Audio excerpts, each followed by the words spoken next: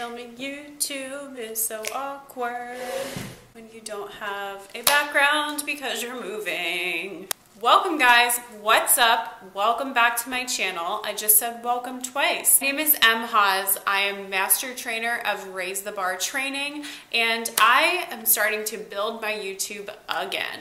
I know I have tried YouTube probably for the third time by now, and I haven't really been consistent. I've started it, I've fell off, and really guys, 2018 is the year that I'm going to help hundreds and thousands of women. And with that being said, I am going to start making a series called EmPower. And this is really for you guys to start taking things off of your plate, finding time for yourself, and also getting shit done at the end of the day.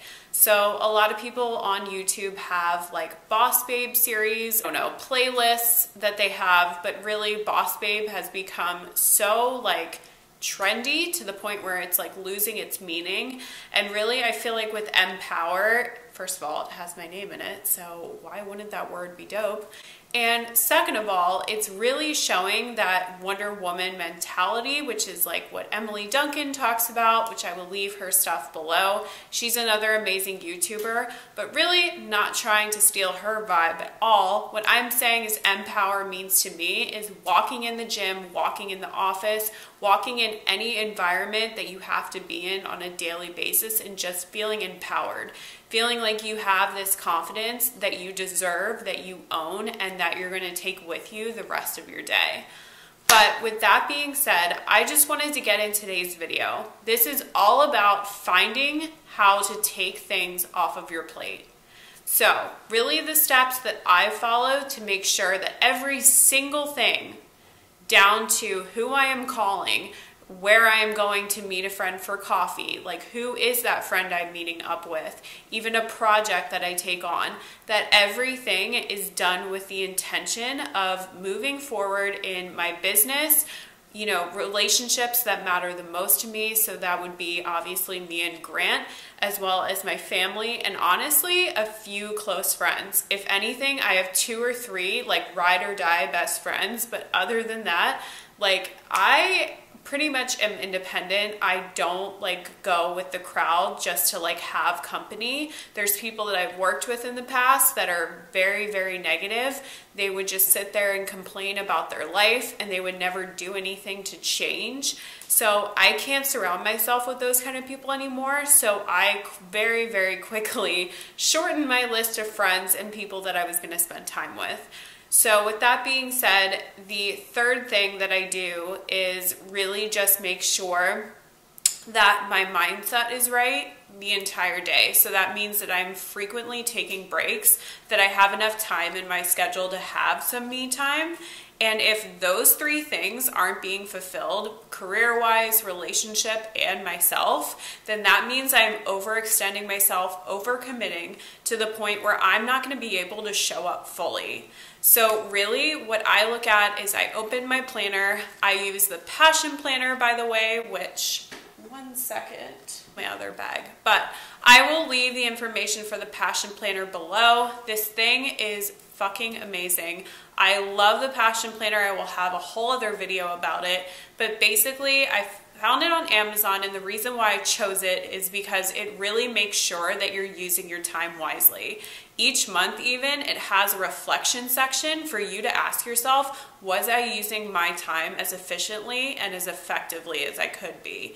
So you can make adjustments for the following month. So guys, I slip up all the time. I am not perfect, but ways that I started to really deload my plate is really evaluating where I spend my time and how I spend it, and really the negative self-talk that I was using really in the past, like on a frequent basis. I would say to myself, you know, you're not going to be able to get this done, you're not going to have time, and that's because I was overextending and overcommitting to too many things.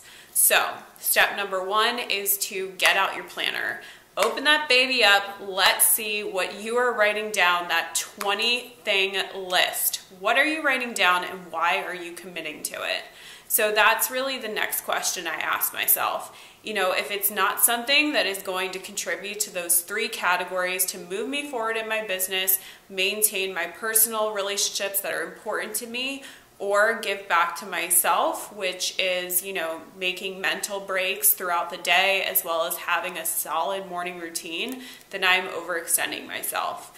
So first things first, make sure that you have your non-negotiables blocked off. So these are things like meetings. Obviously, if you have a 9-to-5 job, that has to be blocked off no matter what, so that you can't fit in anything during the day, like as far as leaving your office, obviously. But guys, please make sure, as far as giving back to yourself, that you are taking breaks every 2 hours at least. There have been studies where sitting longer than that and trying to push through work longer than 2 hours without taking breaks, you actually perform, it was over like 25% less work than you would normally if you had taken breaks 5-10 minutes and come back. It can be a drink of water, it can be going to get a cup of coffee, whatever. So make sure that those time blocks, if they're super big, like a 9-to-5 job, that you're taking breaks. Also, things like having to pick up your kids or to drop something off that's super important that day. If it absolutely needs to be done that day as far as errands, make sure that, you make that your non-negotiables. So block off your non-negotiables first. Things that absolutely cannot move. And guys, do not make getting your nails done a non-negotiable. Just first and foremost, figuring out what absolutely cannot move. Second thing is, how are you filling up your cup at the end of the day? So after your non-negotiables are done and basically your absolutes for just that day, not the entire week, just that day. Say it's on a Monday. Things that you absolutely have to do on Monday, they are all checked off. Are you taking enough breaks for yourself? For me, I need like 2 or 3 breaks throughout the day.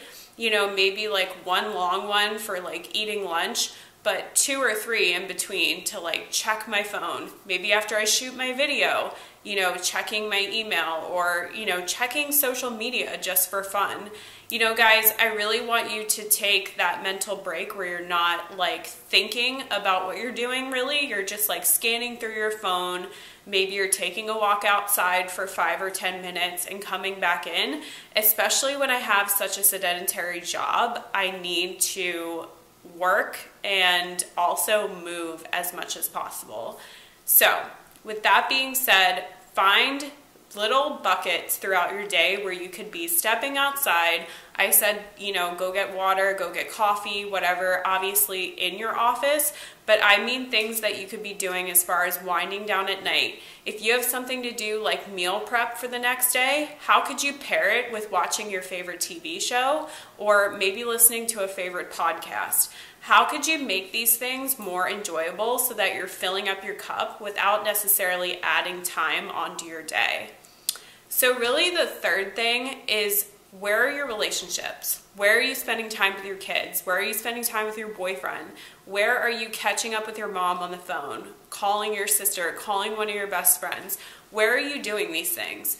If you are going days without doing that and not really like checking in with people in your life, people that are super important to you, you are being selfish. And I hate to say this, but it is so, so true. If you are constantly moving ahead and like gaining all of this success and you're like, oh, well, they're always going to be there, it's totally fine. Maybe they're not. Like, I have lost so many relationships from that attitude in the past. And yes, pushing through work and always grinding and refusing to go out and stuff, it may have brought me successes, but I will tell you one thing, I have never ever felt more alone than when I used to watch people leave in my dorm room to go out. I used to come to work on Monday and hear about people's experiences, how fun they had over the weekend, and I had chosen to stay in and work. That is not me, you know, being super obsessed with my work and into it. That is fear and insecurity of not being always ahead and being unsuccessful, and fear and insecurity of, you know, self-comparison and thinking that if I don't get ahead of the person next to me or who I'm working with, then I'm never going to be successful. And guys, that is a load of shit. You are going to regret that so much, especially when you're at the age where going out is not going to be a thing, where you are going to have obligations. If you don't already have kids, you have kids and you can't go out anymore, or you can only go out one day a week for date night.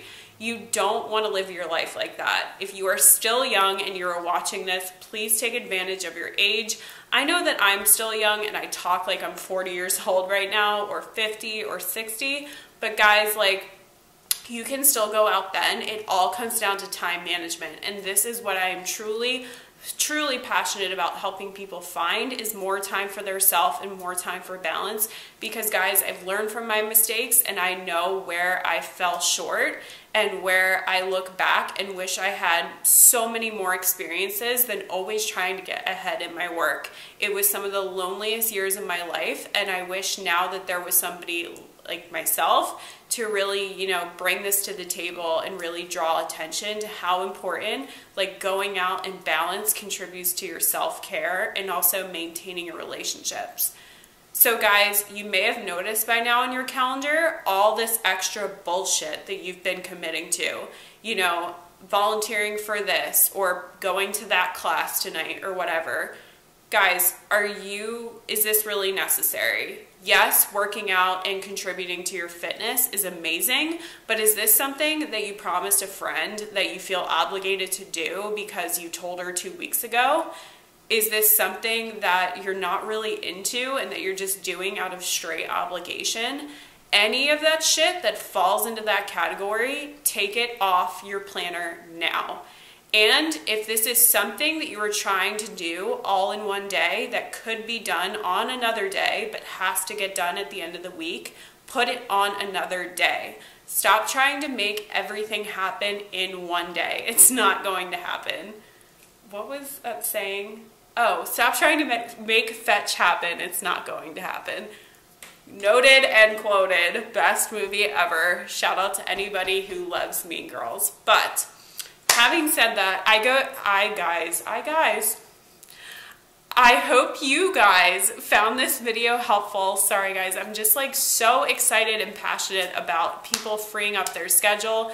Guys, please let me know if you found this video valuable, and I will see you in the next video in this series, EmPower. This has been Haas, and I will see you in the next one.